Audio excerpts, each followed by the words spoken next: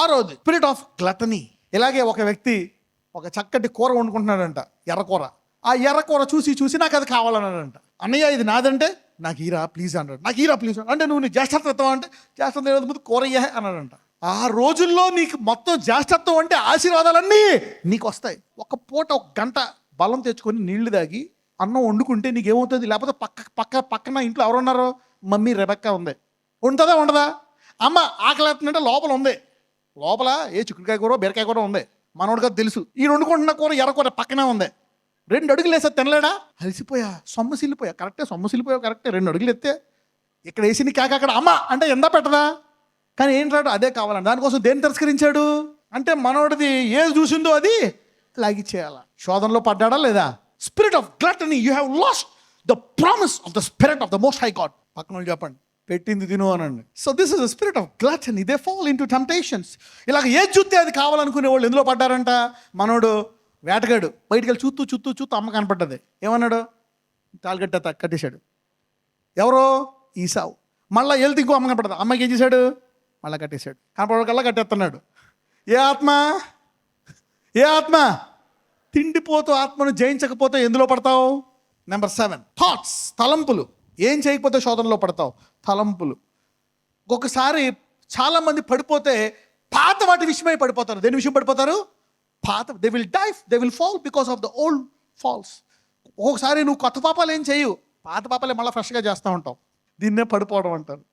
You don't do the new sins, the old sins you keep doing it. రోమిల్కి రాసిన పత్రిక 12:2.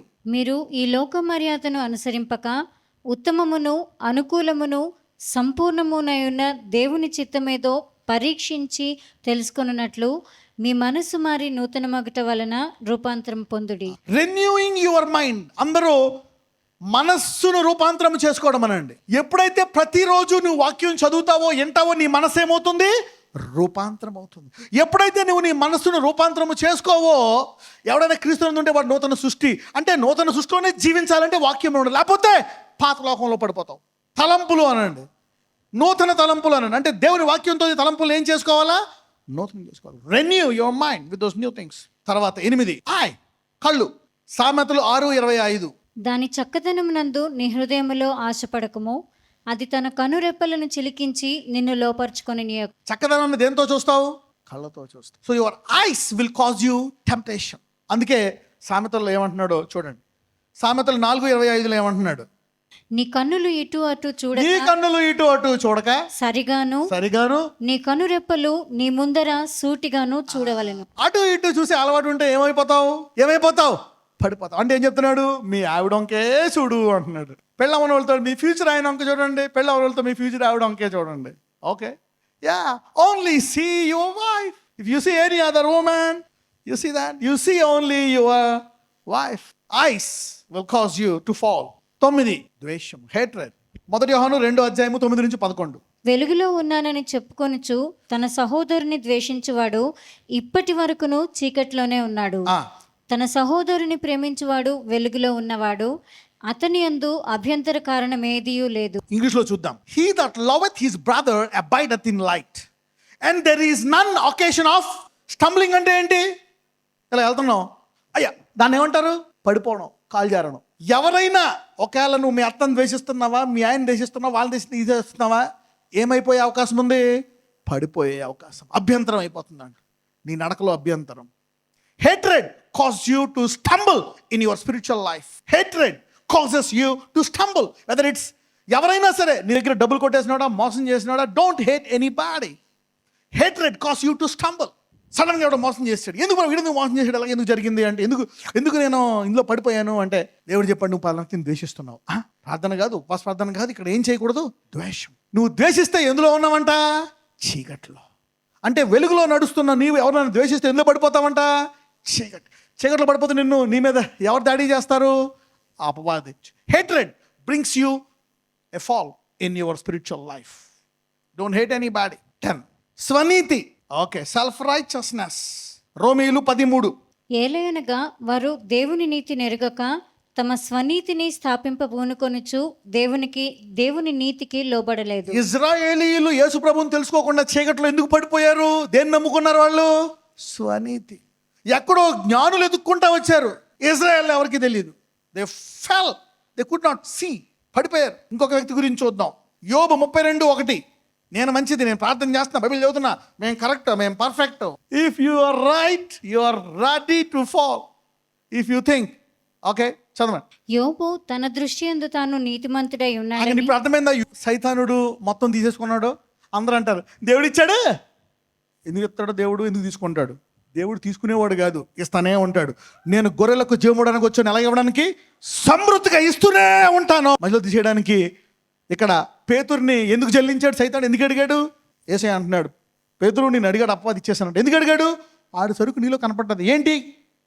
ఎందుకంటే నువ్వు నన్నే గద్దెత్తావా, నువ్వు చూడడానికి వీల్లేదు ప్రభా, ఆ దురాత్మ పోవును కాకంటాడా? నేను చావడానికి వీల్లేదా? దురాత్మ పోవాలా, నన్నే గద్దెత్తావా నువ్వు? అయిపోయావు సైట్ అంటాడు. అండ్ నావకైనా ఇచ్చే కాసేపు జల్లిస్తా ఉంటాడు. ఇప్పుడు దేవుడు మళ్ళీ ప్రార్థిస్తే మళ్ళీ వచ్చేసి ఈసారి వినయంతో ప్రార్థిస్తాడు. యోబు గురించి సైతాను నుంచి ఎందుకు ముట్టుకెళ్ళిపోయాడు మొత్తం? యోబు తన దృష్టికి తాను నీతిమంతుడై ఉన్నాడని ఆ ముగ్గురు మనుషులు తెలుసుకొని అతనికి ప్రత్యుత్తరము చెప్పుట. యోబు 34:5. నేను నీతిమంతుడను, దేవుడు నా పట్ల న్యాయము తప్పెను. ఎవరి డైలాగ్ ఇది? నేను నీతిమంతుడను, దేవుడు నా పట్ల న్యాయం తప్పను. అంటే వీళ్ళిద్దరిలో ఇప్పుడు ఎవరు న్యాయవంతుడు? యోబా దేవుడా? యోబు. అంటే సైతానుడు యోబును మొత్తాన్ని తీసుకెళ్ళిపోయాడు. ఎందుకు కారణం? యోబు ఏమన్నాడు? నేనే కరెక్ట్, గాడ్ రాంగ్. అందుకోసం ఎత్తుకెళ్ళిపోయాడు. Self righteousness has ripped off job will make you fall into temptation. అందరూ చెప్పండి, స్వనీతి శోధనలో పడేస్తుంది. ధనవంతుడు అబ్రహాము ధనవంతుడు, యాకోబు ఇస్సాకు ధనవంతుడు. కానీ ద్రవ్యము మీద ఉండే ప్రేమ మంచిది కాదు. ఏది మంచిది కాదు? ప్రేమ. నేను సమృద్ధి గురించి చెప్తాను. అబ్రహాము ధనవంతుడు, ఇస్సాకు ధనవంతుడు. Money is good, but the love of money is the root of all evil. 1 తిమోతి 6:9-10. నేను ధనవంతుని అయిపోవాలా? Rich men you will also get temptations with it. కానీ నువ్వు దేవుని రాజ్యం వెతికితే అవన్నీ నీకు అనుగ్రహింపబడతాయండి. ధనము మీద కోరిక.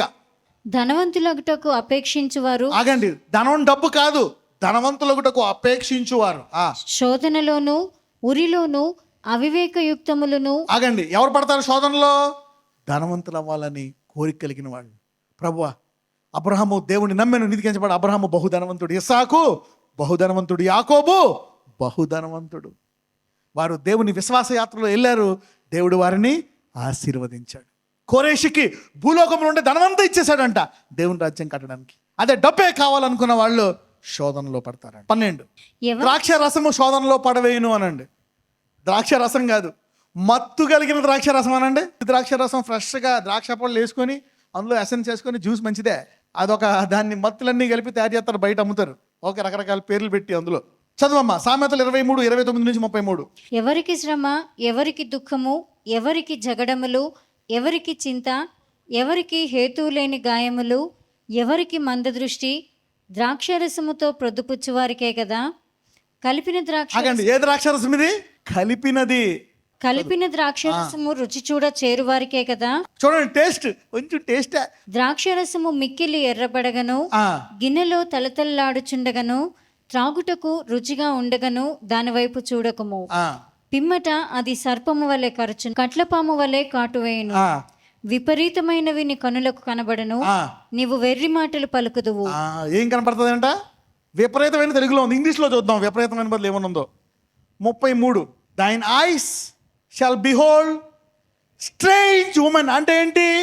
నీవు నీ భార్యను చూడకుండా పరస్త్రీలను చూస్తావు. thine eyes shall behold strange woman. Temptation. Alcohol brings temptation. అందరూ చెప్పండి, త్రాగుడు శోధనలో పడేస్తుంది అనండి. ఈ రోజు నుంచి run after the promise. అందరూ కూడా చేతుల పైకెత్త. నజరేయుడైన యేసయ్యా, ఇదిగో తండ్రి, 39 శోధనల విషయమై నీవు దెబ్బలు తిన్నావు, మమ్మల్ని విడిపించావు. ఇదిగో ఈ 39 మేము చదువుకొని, ఈ 39 మేము పడకుండా నిలకడగా ఉండడానికి నువ్వు మాకు సహాయం చేస్తున్నావు.